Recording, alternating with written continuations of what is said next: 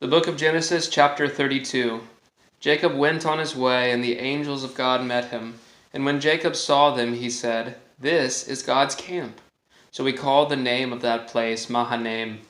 And Jacob sent messengers before him to Esau his brother in the land of Seir, the country of Edom, instructing them, "Thus you shall say to my lord Esau, Thus says your servant Jacob, I have sojourned with Laban and stayed until now. I have donkeys, oxen, flocks, male servants, and female servants.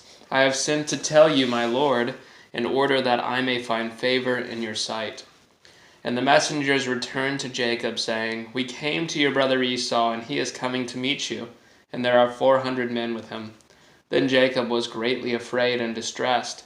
He divided the people who were with him, and the flocks and herds and camels into 2 camps, thinking, "If Esau comes to the one camp and attacks it, then the camp that is left will escape."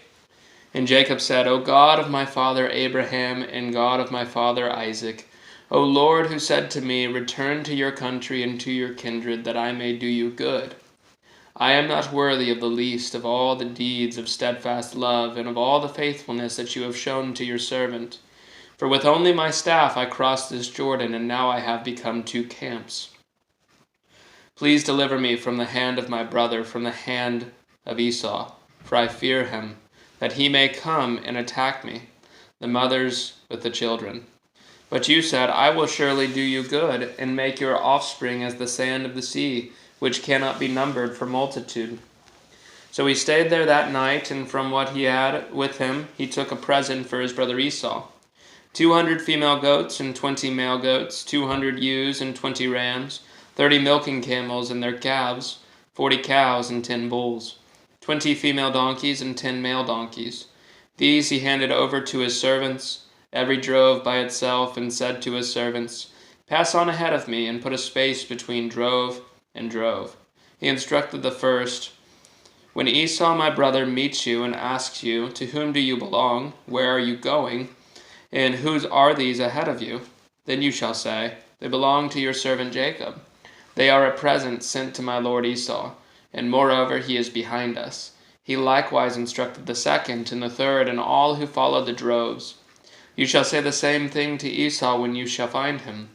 And you shall say, 'Moreover, your servant Jacob is behind us, for he thought, I may appease him with the present that goes ahead of me, and afterward I shall see his face. Perhaps he will accept me.'" So the present passed on ahead of him, and he himself stayed that night in the camp. The same night he arose and took his 2 wives, his 2 female servants, and his 11 children, and crossed the ford of the Jabbok. He took them and sent them across the stream and everything else that he had, and Jacob was left alone.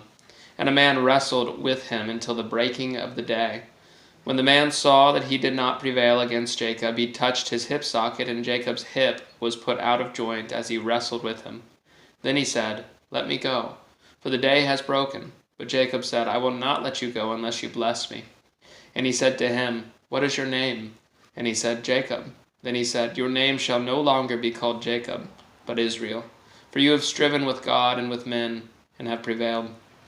Then Jacob asked him, "Please tell me your name." But he said, "Why is it that you ask to know my name?" And there he blessed him. So Jacob called the name of that place Peniel, saying, "For I have seen God face to face, and yet my life has been delivered." The sun rose upon him as he passed Penuel, limping because of his hip. Therefore to this day the people of Israel do not eat the sinew of the thigh that is in the hip socket, because he touched the socket of Jacob's hip on the sinew of the thigh.